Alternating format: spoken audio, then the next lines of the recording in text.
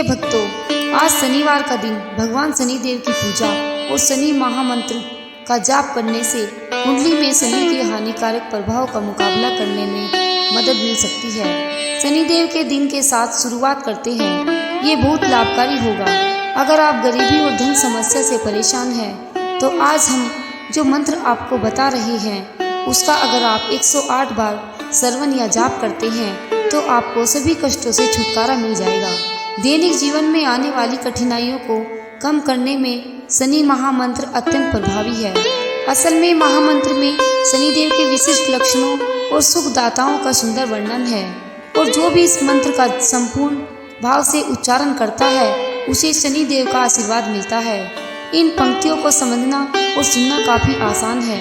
फलस्वरूप शनिदेव कभी भी दूसरों को बेवजह परेशान नहीं करते। हम जिनके हकदार नहीं हैं वह हमें कभी नहीं मिलता। इस प्रकार महामंत्र उन कार्मिक दायित्वों को कम करने में मदद करता है जो किसी व्यक्ति के जीवन में कष्ट का कारण बन सकते हैं। कर्म चक्र की पकड़ से कोई भी अछूता नहीं है। यह मंत्र जीवन में आने वाली परेशानियों को कम करने में मदद करता है। वह नीले आकाश जैसे हैं, सूर्य की रोशनी है और सत्ता में आसीन शक्तियों में सबसे प्रभावशाली है। वह चमकते सूर्य पर भी अपनी छाया डाल सकते हैं। हम आदेश के शनिदेव को साष्टांग प्रणाम करते हैं। आपको बस हमारे बताए गए महामंत्र का श्रवण या जाप आज से ही शुरू कर देना है। 5 शनिवार सुनना है, फिर देखिए आपकी सभी समस्याओं का समाधान हो जाएगा। आइए शनिदेव जी के इस महामंत्र को सुन लेते हैं। इस बात का ध्यान में रखना, भगवान शनिदेव जी के महामंत्र को 108 बार सुनना है या उससे अधिक हो सके तो सुने। बस आप इस महामंत्र को सुनते सुनते ध्यान मगन हो जाओगे। आप अपनी दुकान या घर पर कहीं भी इस मंत्र को सुन सकते हैं। हम आशा करते हैं आपको शीघ्र ही लाभ मिलेगा। अगर आपको हमारी वीडियो पसंद आए तो एक लाइक करें और हमारे चैनल एक मंत्र को सब्सक्राइब करें। कमेंट में जय श्री शनिदेव लिखकर अपनी उपस्थिति जरूर दिखाइएगा। तो यह मंत्र इस प्रकार है।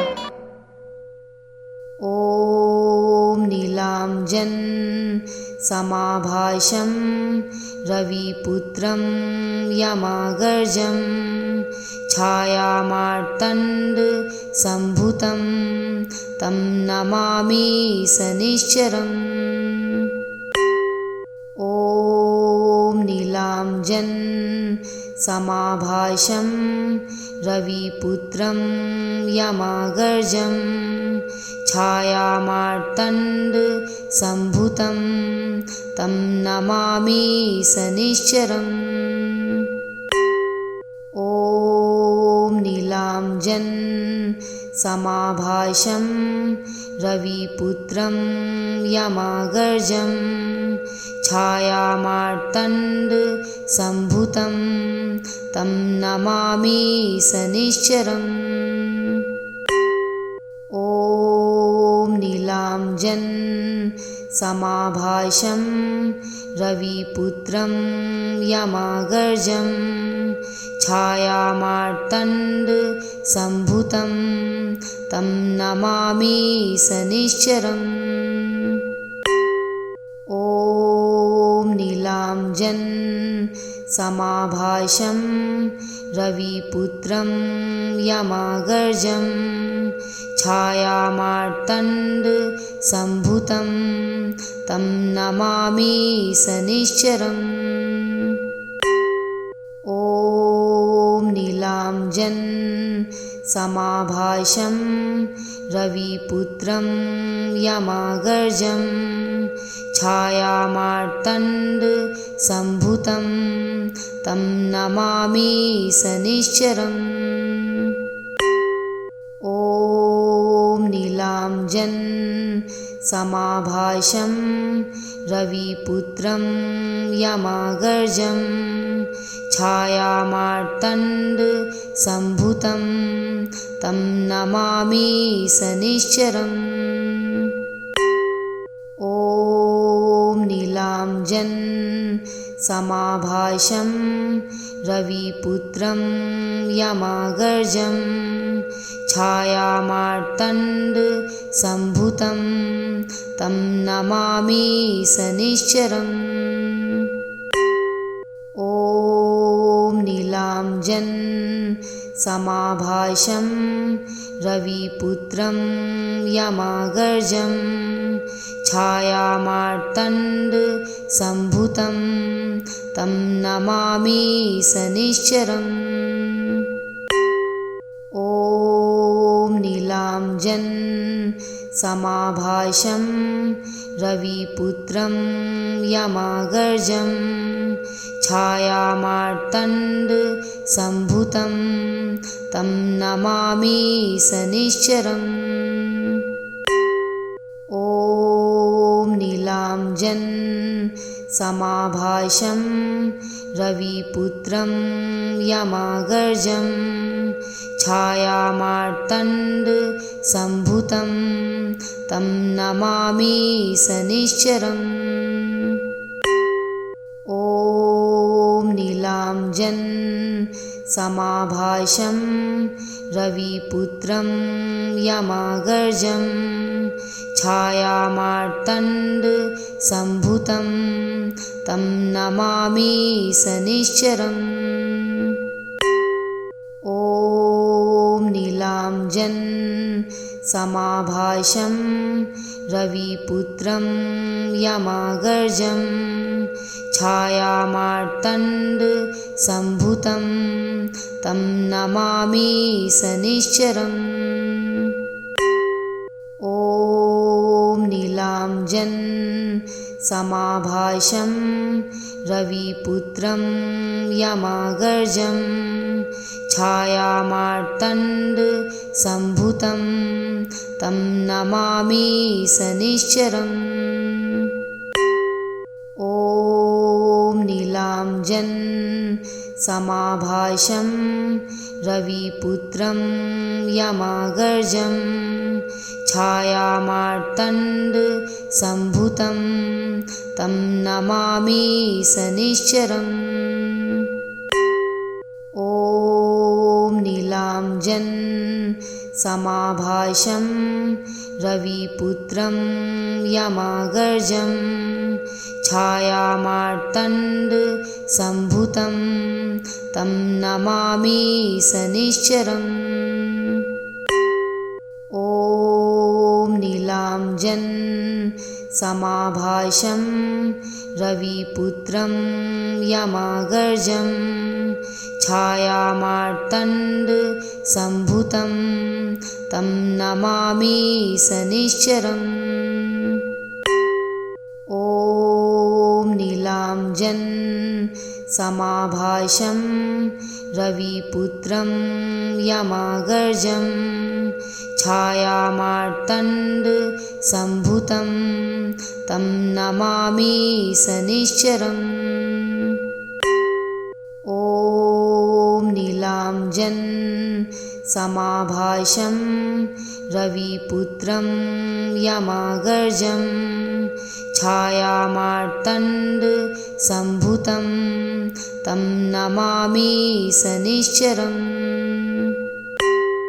ॐ नीलांजन समाभाषं रविपुत्रं यमागर्जं छायामार्तण्ड सम्भुतं तं नमामि शनिश्चरम्। ॐ नीलांजन समाभाषं रविपुत्रं यमागर्जं छायामार्तण्ड सम्भुतं तं नमामि शनिश्चरम्। ॐ नीलांजन समाभाषं रविपुत्रं यमागर्जं छायामार्तण्ड सम्भुतं तं नमामि शनिश्चरम्। ॐ नीलांजन समाभाषं रविपुत्रं यमागर्जं छायामार्तण्ड सम्भुतं तं नमामि शनिश्चरम्।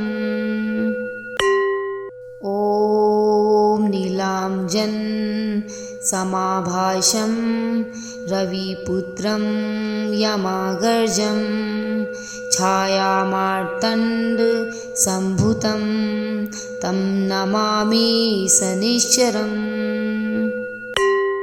ॐ नीलाञ्जनसमाभासं रविपुत्रं यमागर्जं छायामार्तण्डसम्भूतं तं नमामि शनिश्चरम्। ॐ नीलाञ्जनसमाभासं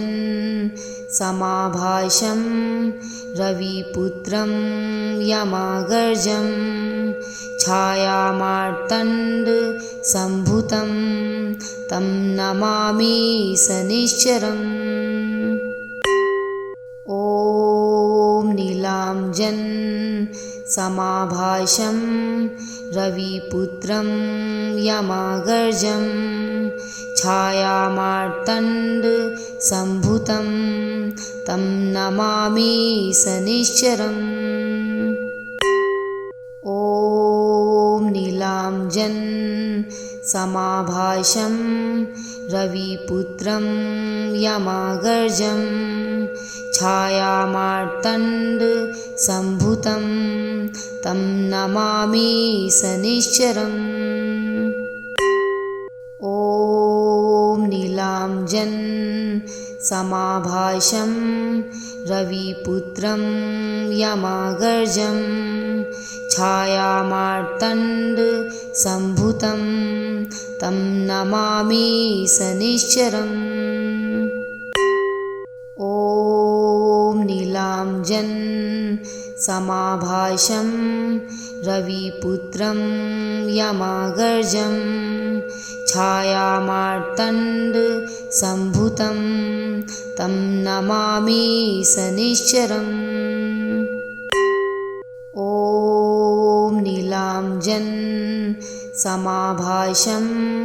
रविपुत्रं यमागर्जं छायामार्तण्डसम्भूतं तं नमामि शनिश्चरम्। ॐ नीलाञ्जनसमाभासं रविपुत्रं यमागर्जं छायामार्तण्डसम्भूतं तं नमामि शनिश्चरम्।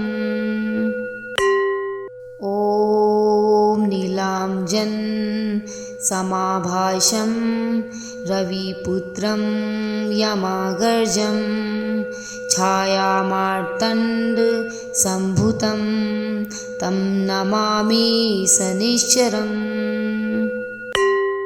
ॐ नीलाञ्जनसमाभासं रविपुत्रं यमागर्जं छायामार्तण्डसम्भूतं तं नमामि शनिश्चरम्। ॐ नीलाञ्जनसमाभासं रविपुत्रं यमागर्जं छायामार्तण्डसम्भूतं तं नमामि शनिश्चरम्। ॐ नीलाञ्जनसमाभासं रविपुत्रं यमागर्जं छायामार्तण्डसम्भूतं तं नमामि शनिश्चरम्। ॐ नीलाञ्जनसमाभासं रविपुत्रं यमागर्जं छायामार्तण्डसम्भूतं तं नमामि शनिश्चरम्। ॐ नीलाञ्जनसमाभासं रविपुत्रं यमागर्जं छायामार्तण्डसम्भूतं तं नमामि शनिश्चरम्। ॐ नीलाञ्जनसमाभासं रविपुत्रं यमागर्जं छायामार्तण्डसम्भूतं तं नमामि शनिश्चरम्। ॐ नीलाञ्जनसमाभासं रविपुत्रं यमाग्रजं छायामार्तण्डसम्भूतं तं नमामि शनिश्चरम्। ॐ नीलाञ्जनसमाभासं रविपुत्रं यमाग्रजं छायामार्तण्डसम्भूतं तं नमामि शनिश्चरम्। ॐ नीलाञ्जनसमाभासं रविपुत्रं यमाग्रजं छायामार्तण्डसम्भूतं तं नमामि शनिश्चरम्। ॐ नीलाञ्जनसमाभासं रविपुत्रं यमाग्रजं छायामार्तण्डसम्भूतं तं नमामि शनिश्चरम्। ॐ नीलाञ्जनसमाभासं रविपुत्रं यमाग्रजं छायामार्तण्डसम्भूतं तं नमामि शनिश्चरम्। ॐ नीलाञ्जनसमाभासं रविपुत्रं यमाग्रजं छायामार्तण्डसम्भूतं तं नमामि शनिश्चरम्। ॐ नीलाञ्जनसमाभासं रविपुत्रं यमाग्रजं छायामार्तण्डसम्भूतं तं नमामि शनिश्चरम्। ॐ नीलाञ्जनसमाभासं रविपुत्रं यमाग्रजं छायामार्तण्डसम्भूतं तं नमामि शनिश्चरम्। ॐ नीलाञ्जनसमाभासं रविपुत्रं यमाग्रजं छायामार्तण्डसम्भूतं तं नमामि शनिश्चरम्। ॐ नीलाञ्जनसमाभासं रविपुत्रं यमाग्रजं छायामार्तण्डसम्भूतं तं नमामि शनिश्चरम्। ॐ नीलाञ्जनसमाभासं रविपुत्रं यमाग्रजं छायामार्तण्डसम्भूतं तं नमामि शनिश्चरम्। ॐ नीलाञ्जनसमाभासं रविपुत्रं यमाग्रजं छायामार्तण्डसम्भूतं तं नमामि शनिश्चरम्। ॐ नीलाञ्जनसमाभासं रविपुत्रं यमाग्रजं छायामार्तण्डसम्भूतं तं नमामि शनिश्चरम्। ॐ नीलाञ्जनसमाभासं रविपुत्रं यमाग्रजं छायामार्तण्डसम्भूतं तं नमामि शनिश्चरम्। ॐ नीलाञ्जनसमाभासं रविपुत्रं यमाग्रजं छायामार्तण्डसम्भूतं तं नमामि शनिश्चरम्। ॐ नीलाञ्जन समाभासं रविपुत्रं यमागर्जं छायामार्तण्ड सम्भुतं तं नमामि शनिश्चरम्।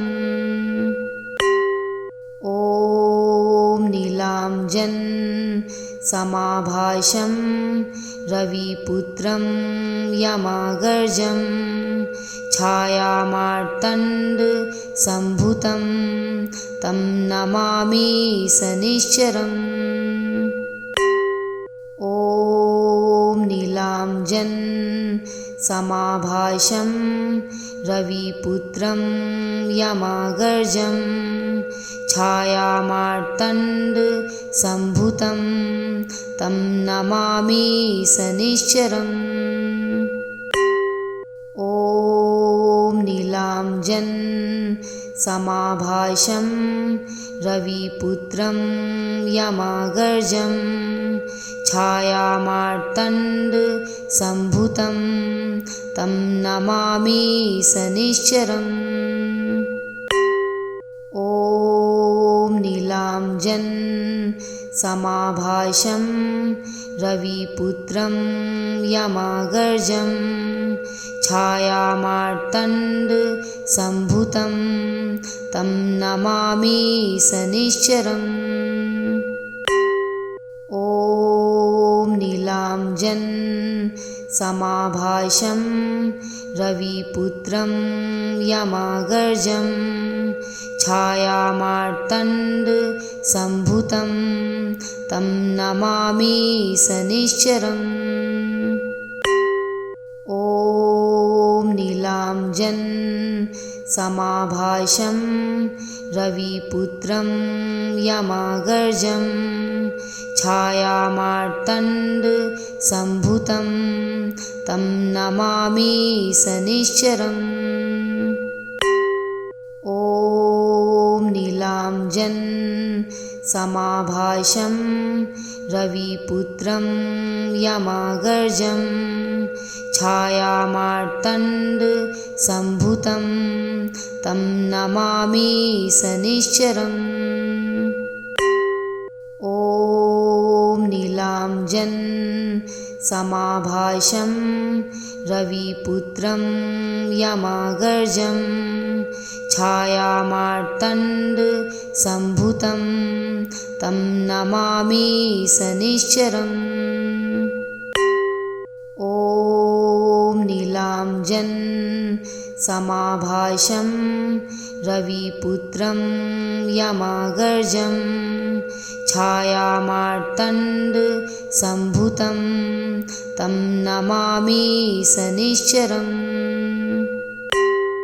ॐ नीलाञ्जन समाभासं रविपुत्रं यमागर्जं छायामार्तण्ड सम्भुतं तं नमामि शनिश्चरम्।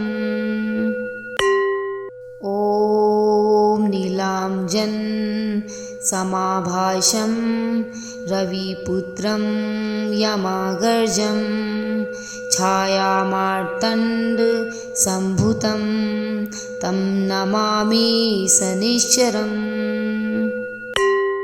ॐ नीलाञ्जन समाभासं रविपुत्रं यमागर्जं छायामार्तण्ड सम्भुतं तं नमामि शनिश्चरम्। ॐ नीलाञ्जन समाभासं रविपुत्रं यमागर्जं छायामार्तण्ड सम्भुतं तं नमामि शनिश्चरम्। ॐ नीलाञ्जन समाभासं रविपुत्रं यमागर्जं छायामार्तण्ड सम्भुतं तं नमामि शनिश्चरम्। ॐ नीलांजन समाभाषं रविपुत्रं यमागर्जं छायामार्तण्ड सम्भुतं तं नमामि शनिश्चरम्। ॐ नीलांजन समाभाषं रविपुत्रं यमागर्जं छायामार्तण्ड सम्भुतं तं नमामि शनिश्चरम्। ॐ नीलांजन समाभाषं रविपुत्रं यमागर्जं छायामार्तण्ड सम्भुतं तं नमामि शनिश्चरम्। ॐ नीलांजन समाभाषं रविपुत्रं यमागर्जं छायामार्तण्ड सम्भुतं तं नमामि शनिश्चरम्। ॐ नीलांजन समाभाषं रविपुत्रं यमागर्जं छायामार्तण्ड सम्भुतं तं नमामि शनिश्चरम्। ॐ नीलांजन समाभाषं रविपुत्रं यमागर्जं छायामार्तण्ड सम्भुतं तं नमामि शनिश्चरम्। ॐ नीलांजन समाभाषं रविपुत्रं यमागर्जं छायामार्तण्ड सम्भुतं तं नमामि शनिश्चरम्। ॐ नीलांजन समाभाषं रविपुत्रं यमागर्जं छायामार्तण्ड सम्भुतं तं नमामि शनिश्चरम्।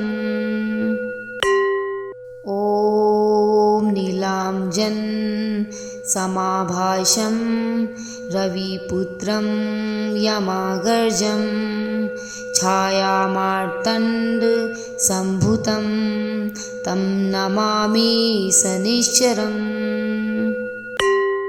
ॐ नीलांजन समाभाषं रविपुत्रं यमागर्जं छायामार्तण्ड सम्भुतं तं नमामि शनिश्चरम्। ॐ नीलांजन समाभाषं रविपुत्रं यमागर्जं छायामार्तण्ड सम्भुतं तं नमामि शनिश्चरम्। ॐ नीलांजन समाभाषं रविपुत्रं यमागर्जं छायामार्तण्ड सम्भुतं तं नमामि शनिश्चरम्। ॐ नीलांजन समाभाषं रविपुत्रं यमागर्जं छायामार्तण्ड सम्भुतं तं नमामि शनिश्चरम्। ॐ नीलांजन समाभाषं रविपुत्रं यमागर्जं छायामार्तण्ड सम्भुतं तं नमामि शनिश्चरम्। ॐ नीलांजन समाभाषं रविपुत्रं यमागर्जं छायामार्तण्ड सम्भुतं तं नमामि शनिश्चरम्। ॐ नीलांजन समाभाषं रविपुत्रं यमागर्जं छायामार्तण्डसम्भूतं तं नमामि शनिश्चरम्। ॐ नीलाञ्जनसमाभासं रविपुत्रं यमागर्जं छायामार्तण्डसम्भूतं तं नमामि शनिश्चरम्। ॐ नीलाञ्जनसमाभासं रविपुत्रं यमागर्जं छायामार्तण्डसम्भूतं तं नमामि शनिश्चरम्। ॐ नीलाञ्जनसमाभासं रविपुत्रं यमागर्जं छायामार्तण्डसम्भूतं तं नमामि शनिश्चरम्। ॐ नीलाञ्जनसमाभासं रविपुत्रं यमागर्जं छायामार्तण्डसम्भूतं तं नमामि शनिश्चरम्। ॐ नीलाञ्जनसमाभासं रविपुत्रं यमागर्जं छायामार्तण्डसम्भूतं तं नमामि शनिश्चरम्। ॐ नीलाञ्जनसमाभासं रविपुत्रं यमागर्जं छायामार्तण्डसम्भूतं तं नमामि शनिश्चरम्। ॐ नीलाञ्जनसमाभासं रविपुत्रं यमागर्जं छायामार्तण्डसम्भूतं तं नमामि शनिश्चरम्। ॐ नीलाञ्जनसमाभासं रविपुत्रं यमागर्जं छायामार्तण्डसम्भूतं तं नमामि शनिश्चरम्। ॐ नीलाञ्जनसमाभासं रविपुत्रं यमागर्जं छायामार्तण्डसम्भूतं तं नमामि शनिश्चरम्। ॐ नीलाञ्जनसमाभासं रविपुत्रं यमागर्जं छायामार्तण्डसम्भूतं तं नमामि शनिश्चरम्। ॐ नीलाञ्जनसमाभासं रविपुत्रं यमागर्जं छायामार्तण्डसम्भूतं तं नमामि शनिश्चरम्। ॐ नीलाञ्जनसमाभासं रविपुत्रं यमागर्जं छायामार्तण्डसम्भूतं तं नमामि शनिश्चरम्। ॐ नीलाञ्जनसमाभासं रविपुत्रं यमागर्जं छायामार्तण्डसम्भूतं तं नमामि शनिश्चरम्। ॐ नीलाञ्जनसमाभासं रविपुत्रं यमागर्जं छायामार्तण्डसम्भूतं तं नमामि शनिश्चरम्।